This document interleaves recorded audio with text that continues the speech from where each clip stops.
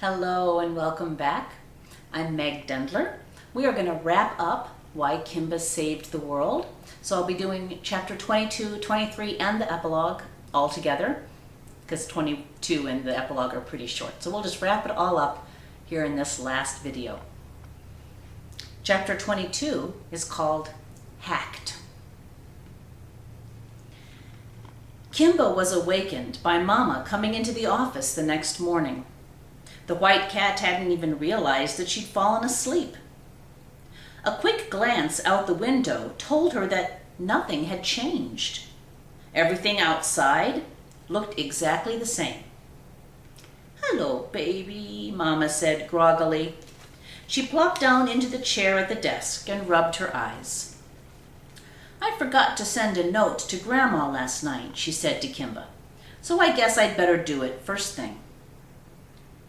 Kimba froze. When Mama tapped the keyboard, the Facebook page came up. She stopped and stared at the screen. She said. "I thought I'd signed out of this last night. That's strange." But instead of signing out, Mama just stared at the screen. Then Kimba noticed that she was looking at something specific. Kimba followed Mama's gaze to the invitation on the upper corner. It was still there. "Cats are awesome. I wonder what that's all about," she chuckled, looking at Kimba. Kimba just blinked back. "Uh-oh," Mama said, looking closer. "It's already been declined." Kimba could clearly see that the no choice had been selected. Of course it had been. She'd said no. "I didn't say no to it," Mama said. "Did you say no to it, Kimmy?" Kimba jumped, but then she realized that Mama was only teasing. Never in her wildest dreams could she imagine that Kimba had really done it. "Looks like we've been hacked," Mama said. Kimba wasn't sure what that meant, but it sure made Mama's fingers fly into action. She went from this screen to that, sent notes to people on the screen, and then finally seemed satisfied. "Well, baby," she said, stroking Kimba's fur, "looks like whoever it was had a busy night getting into lots of people's accounts. Friends of mine from all over the world had problems with their accounts. I can tell you for sure that they won't get back into mine. A fancy new password, and it's all sealed up again." A new password? Mama had changed her code word. That was unexpected, but maybe it was for the best.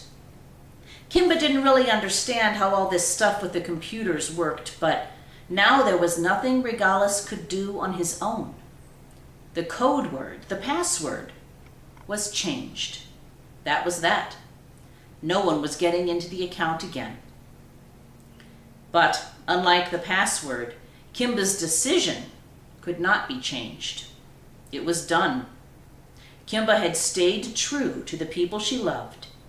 She had not cooperated. She had not accepted the invitation and the friend request that would surely follow. She had failed to complete her mission. Now she had to deal with the consequences. And chapter 23, Final Report. For the next few days, Kimba avoided going into the bathroom when there was any chance of Regalis making an appearance. She warned Hero to do the same thing, and her sister was more than happy to agree. If Mama or Daddy was not around, neither were they. But Kimba continued to wonder how the invasion had gone around the rest of the world. She had not heard the family talk about anything strange going on. Everybody kept to the same old routine. Sitting in the office window staring out at the world, it seemed like nothing had changed. Cars came and went. Lizards crawled on the window screen. Birds scolded in the yard. Everything was just as it had always been. Finally, her curiosity got the best of her. She stalled all day, but Just before she knew that the family would start to arrive home for the afternoon, Kimba cracked. She had to know. She gathered up her courage and walked boldly into the bathroom. This time she stayed on the floor, but she could still see the mirror. Maybe someone had been watching for her. Maybe not. She waited a few minutes, and nothing happened. "Hello," she finally said.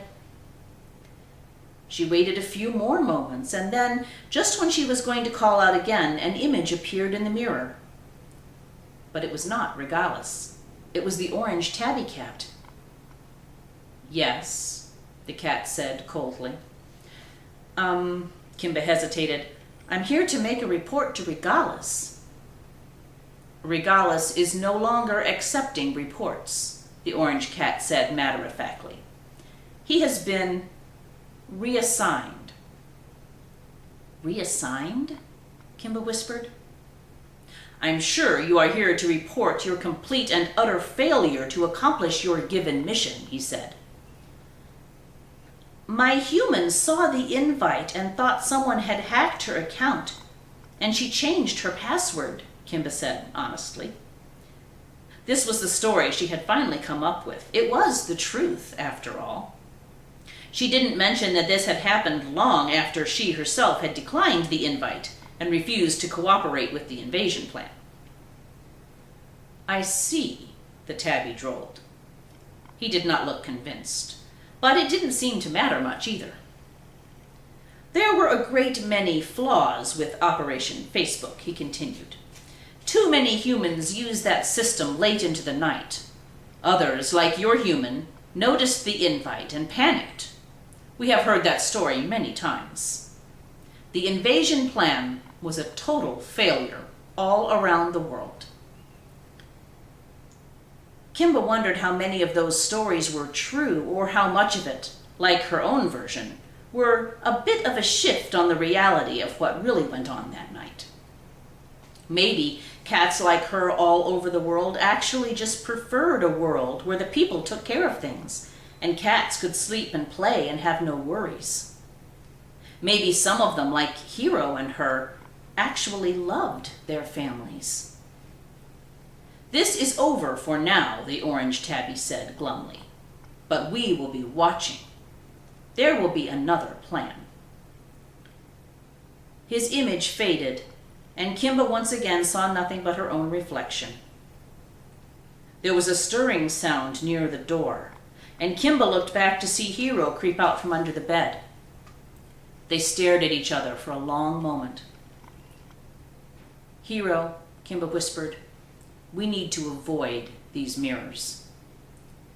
Hero nodded her head in agreement. "If you are held near them, ignore them." Hero nodded vigorously this time. "But what about the other cats in other houses?" Hero whispered hesitantly. "We can't control that," Kimba admitted, "but we can keep our house and our family safe." "Yeah," her sister answered. "Keep Daddy safe." Clearly, the thought of Daddy was enough to distract her. She turned quickly and headed out the door, ready to sit and wait for her favorite person in the world. Kimba glanced cautiously at the mirror. Was someone watching? Would they see Regalis or the orange tabby again? There was no way to know, so she took her own advice and looked away. No more mirrors, Kimba thought. No more.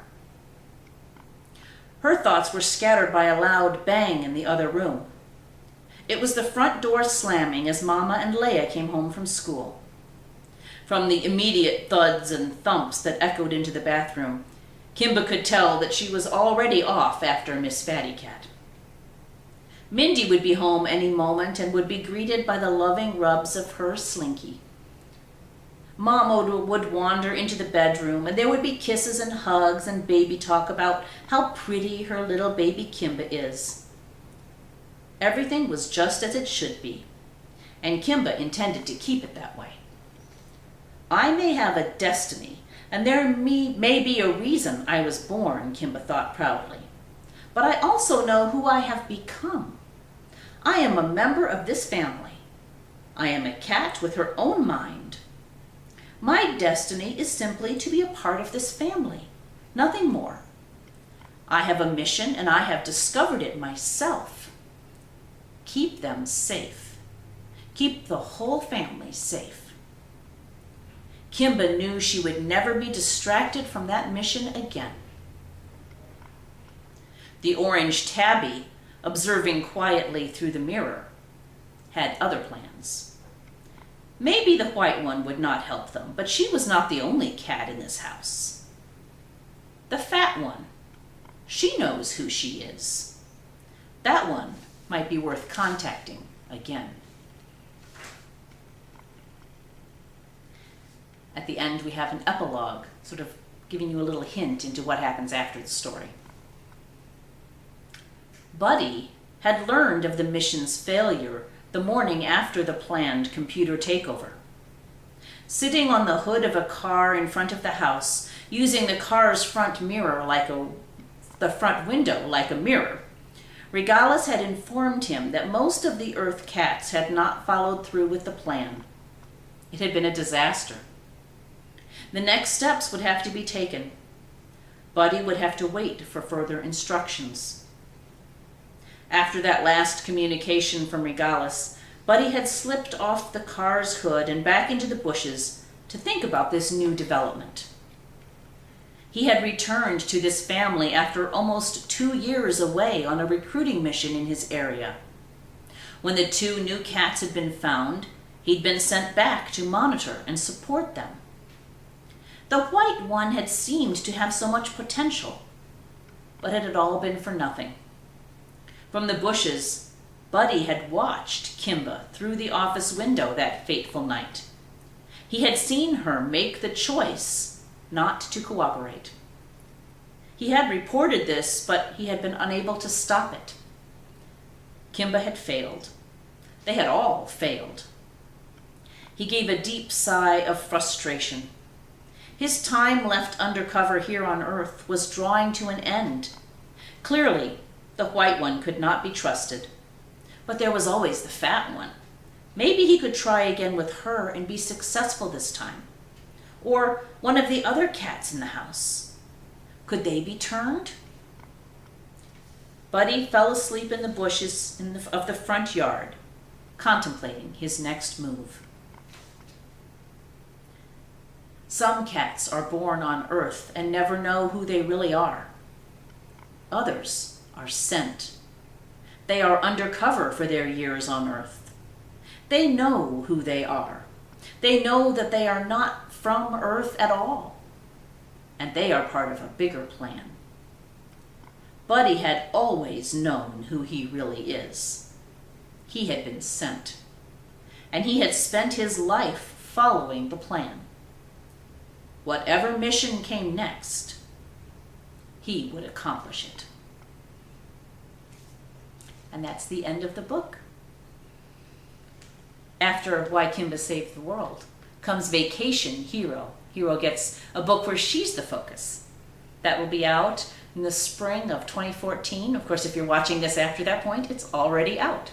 I hope you'll look for it in your bookstore or online at Amazon.com. Thank you so much for watching all these videos. I hope you enjoyed my story.